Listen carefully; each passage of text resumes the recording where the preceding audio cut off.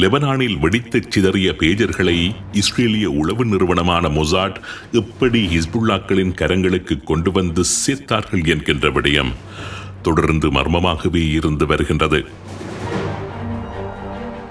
அதுவும் உலங்கு வானூர்தியில் பறந்து கொண்டிருந்த ஈரான் ஜனாதிபதி கூட பேஜர் வெடிப்பின் மூலமே கொல்லப்பட்டதான செய்திகள் வெளியாகிக் கொண்டிருக்கின்ற நிலையில் ஈரான் போன்ற ஒரு நாட்டுக்கான வளங்களில் எப்படி கை வைத்து பேஜர்களை இஸ்ரேலிய உளவு அமைப்பு எப்படி கடத்தியது என்கின்ற விடயமும் முக்கியத்துவம் பெற்று வருகின்றது.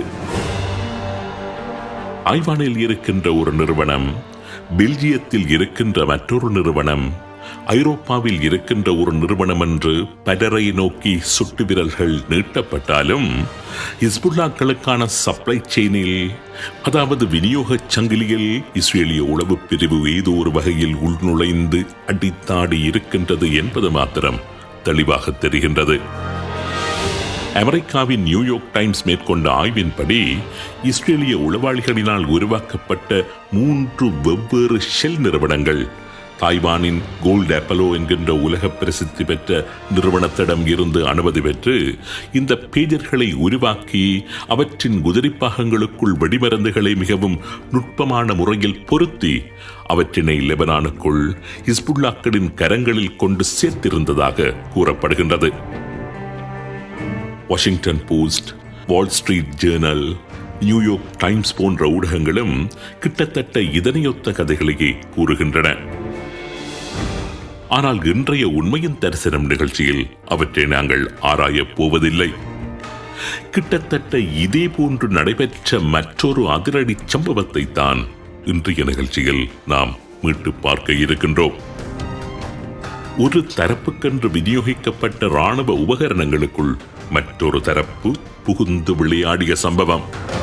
இராணுவ சப்ளை செயினுக்குள் ரகசியமாக உள்நுழைந்து ஒரு தரப்புக்கென்று விநியோகிக்கப்பட்ட இராணுவ பொதியை கையகப்படுத்திய ஒரு வித்தியாசமான உளவு சாதனை. அந்த சம்பவத்தை மேற்கொண்டது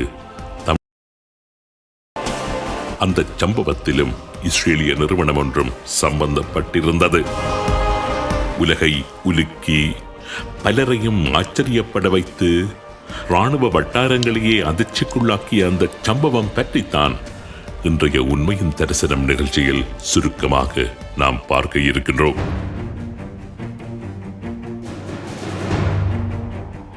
1997 ஆண்டு மே மாதம் ஆபரேஷன் ஜேசிக்ரூ என்கின்ற பெயரில் எதிராக மிகப்பெரிய இராணுவ நடவடிக்கையை மேற்கொண்டன ஸ்ரீலங்காவின் முப்படைகள். வன்னி பிராந்தியத்தில் இருந்த நிலைகளை கைப்பற்றி அளிப்பதற்காகவும் தலைமையை கைப்பற்றுவதற்காகவும் ஈனையின் வீதியை கைப்பற்றுகின்றோம் என்று உலகிற்கு கூறிக்கொண்டு ஸ்ரீலங்கா ராணுவத்தின் 5 டிவிஷன்களைச் சேர்ந்த சுமார் 50,000 வீரர்கள் களமிறக்கப்பட்டிருந்தார்கள். 2 வருடங்களாக தொடர் தாக்குதல்களை மேற்கொண்டு அங்குலமாக நகர்ந்து கட்டுப்பாட்டின் கீழ் இருந்த பல பிரதேசங்களை கைப்பற்றியதுடன் தலைமை இருந்ததாக நம்பப்பட்ட பிரதேசத்தையும் கிட்டத்தட்ட நெருங்கிவிட்டிருந்தார்கள். ஸ்ரீலங்கா படைகளின் அந்த ஆபரேஷன் ஜேசிக்ரூ படை நடவடிக்கைக்கு எதிராக மிக கடுமையான தாக்குதல்களை தொடர்ச்சியாக மேற்கொண்டு வந்தாலும் 1999 ஆண்டின் ஆரம்பத்தில் மேற்கொண்ட பலமான அதிரடி தாக்குதல் காரணமாக சுமார் 19 மாதங்களாக வன்னி நிலப்பரப்பை ஆக்கிரமித்து நின்ற ஸ்ரீலங்கா படைகள் வெறும் ஒரே வாரத்தில் அங்கிருந்து விரட்டியடிக்கப்பட்டன. ஓயாத அலைகள் 2 என்கின்ற பெயரில் மேற்கொண்ட ஜேசிக்ரூ எதிர்ச்சமரில் 3566 ஸ்ரீலங்கா ராணுவ வீரர்கள் கொல்லப்பட்டார்கள். 11,200 வீரர்கள் படுகாயம் அடைந்தார்கள். அந்த ஜேசிக்ரூ எதிர்ச்சமரில் பல படையணிகள் வீரம் சொரிந்த போராட்டங்களை அங்கு நிகழ்த்தி இருந்தாலும் வளமைக்கு மாறாக அந்த சமர்க்களங்களில் பாவித்து வந்த மோட்டார் எறியணைகள் ஸ்ரீலங்கா படைகளின் படுதோல்விக்கு முக்கிய பங்கினை வகித்தன.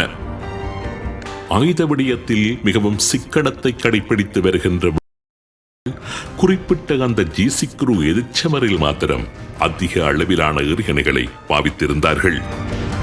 இன்னும் கூறப்போனால் அரச படையினரை விட எறிகணைகளை அந்த சண்டைகளில் தாராளமாக பாவித்ததாக கூறப்படுகின்றது. எப்படி நடந்தது? எங்கிருந்து புலிகளுக்கு அந்த எறிகணைகள் திடீரென்று கிடைத்தன? நீண்ட காலமாக மர்மமாகவே இருந்து வந்த அந்த ரகசியம் பின்னாட்களில் தான் மெதுமெதுவாக வெளியே கசிய ஆரம்பித்தது. அதுவும் இன்டர்போல் நேரடியாக களம் இறங்கி அந்த விடயத்தை வெளிக்கொண்டு வந்திருந்தது. ஸ்ரீலங்காவுக்கென்று கொள்வனவு செய்யப்பட்ட ஒரு தொகுதி 81 மில்லிமீட்டர் எறிகணைகளை வெப்பன் சப்ளை செயினுக்குள் ஊடுருவி கைப்பற்றி கொண்டு வந்திருந்தார்கள்.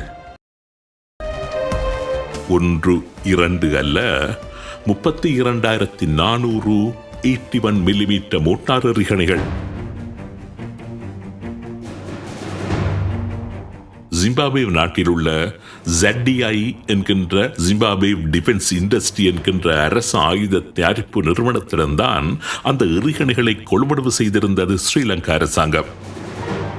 ஸ்ரீலங்கா அரசாங்கத்திற்கு எங்கிருந்து ஆயுதங்கள் செல்கின்றன என்பதை உகர்ந்து அறிந்து கொண்டது புலனாய்வு பிரிவு.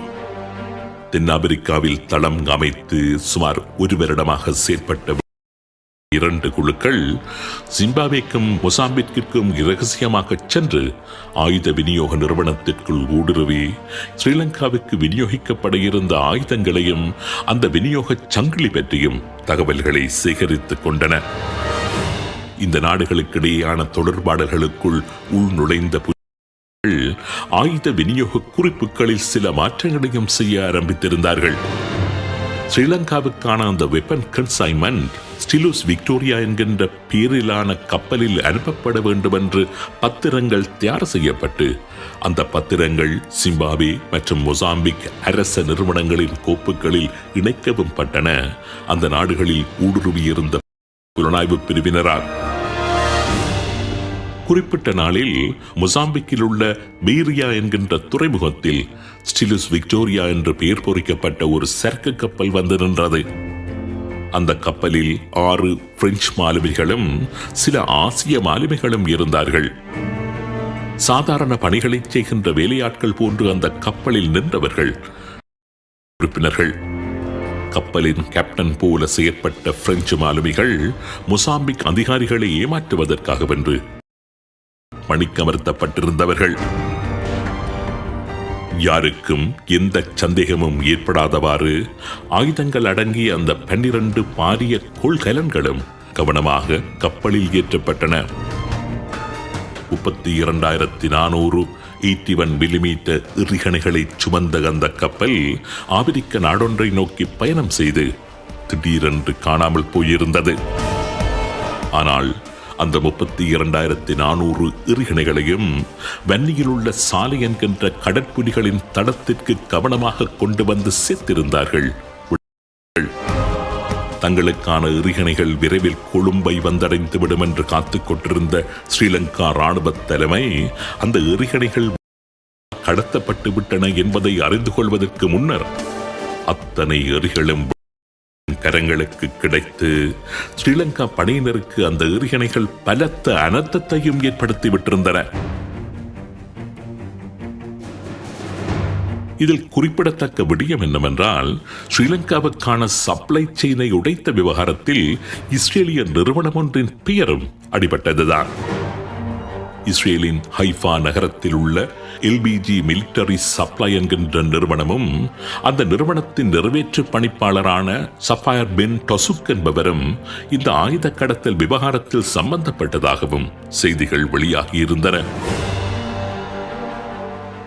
லெபனானில் ஹிஸ்புல்லாக்களுக்கென்று அனுப்பப்பட்ட பேஜர் போன்ற உபகரணங்களின் சப்ளை செயினை உடைத்து இஸ்ரேலிய உளவுப் பிரிவு அவற்றினை கைப்பற்றியிருந்ததான செய்தி வெளியான போது ஸ்ரீலங்காவுக்கான ஆயுத விநியோக சங்கிலியை உடைத்து செய்திருந்த அந்த சாகசமும் நினைவுக்கு வந்தது.